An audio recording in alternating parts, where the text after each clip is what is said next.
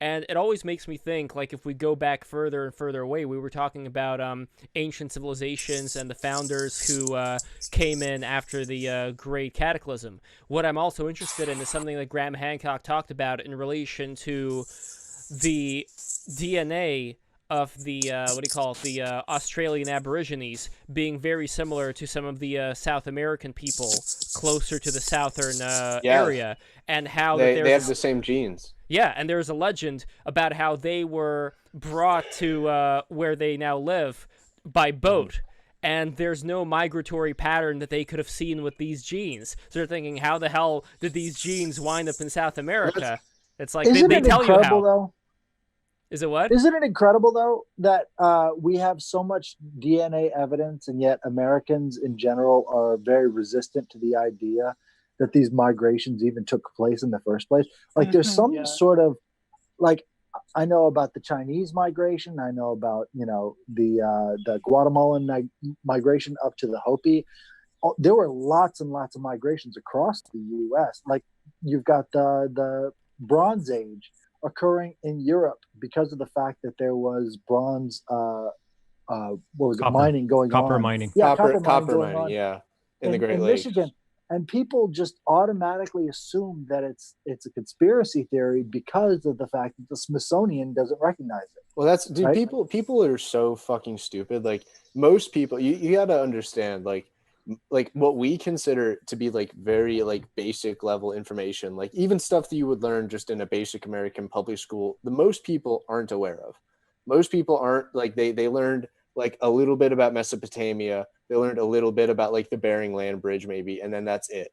Like most people are they just have no context. Like you can tell them these things that just blow our mind, and we can talk about it, and it's super interesting, but most people just have no way to contextualize it. Because Well, the let's- average person, like, and this is actually like a genetic thing. When a population is too big, I guess we have to really back a little bit to ethnogenesis, which is when your population is actually being created. When it's being created, you're using sort of a breeding pool of passionary individuals. These are your, like, I guess your alpha peoples. So very much, not specialized, very jack of all trades, but very good in all of these directions, very driven, thinking outside the box, very different thinking patterns. And they can operate outside of a system. They operate in chaos. And then when you're hit with, so like they're often striving towards optimization and creation and just doing things. But then when they do that, the side effect and sort of the consequence of that is the creation of subpassionary individuals, and that's your average, your beta population. So if you look at your Paleolithic man and how he lived with his family, he was alpha, his sons were alpha, and then they left and they were alpha, and there was no room for a beta male in this dynamic. There was just no room for it because if he couldn't breed, then he was out. If he couldn't survive, he was out. But then as soon as these sort of alpha Paleolithic tribesmen, they got together and like, hey, maybe if we work together, it'd be a little bit easier for us. So as soon as they created that sort of framework for it to be a little bit easier, it gave ground for the appearance of these more specialized and more system dependent people. And what we're seeing now is sort of I don't want to call it the end game because we can go much, much further than this. But hold on a second. Now, if I think it comes down to much more about binary thinking versus animism. Because if you're going to present these ideas to people in like the rainforest, they'd be like, yeah, okay, whatever. But if you do that to binary thinkers like people in the United States, they're going to automatically reject it because it's not coming from the source that they identify as the good thing.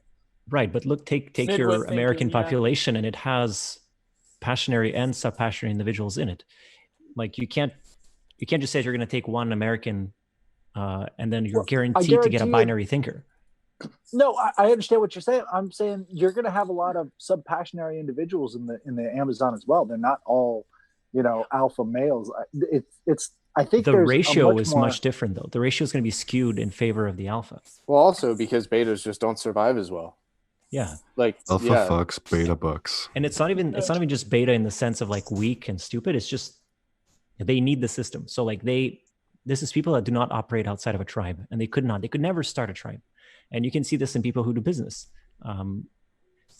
when you really think about it, banks giving loans to people that are employed over people who own a business is kind of a really strange phenomenon, because the people who work, they depend on somebody who has a business. How is their position any more secure than somebody who owns a business? Like, it's a really strange thing. But Well, if you take that this comes sort of down to identification. Like if they're finding and identifying the things that bring them sustenance, that bring them good things, they could still operate as a beta within a society. But if you're not involved in the operation of identification, then you sort of put yourself even further to the back of the pack, right? I mean, if you're talking about like a loan officer at a bank, right? He's been instructed to look for certain things and identify those certain things, and if he gets good enough in those positions, he can identify a profitable business versus an unprofitable one without the guidelines. But when you have these strict guidelines in place of bureaucracy, that's when you start to see people falling even further behind in their own personal development. Right, but I was bringing up the bank purely in the sense that well, banking is hunter-gatherer, right? yeah, I mean, no, that's for what you're sure, looking for sure. But I meant it from a slightly different angle. Whereas, you know, your passionate individual is the one that creates a business. Sub-passionate individuals, it just doesn't work. What is that noise, by the way? Tick, tick, tick. Where's that coming from? Sorry, that's me getting notifications.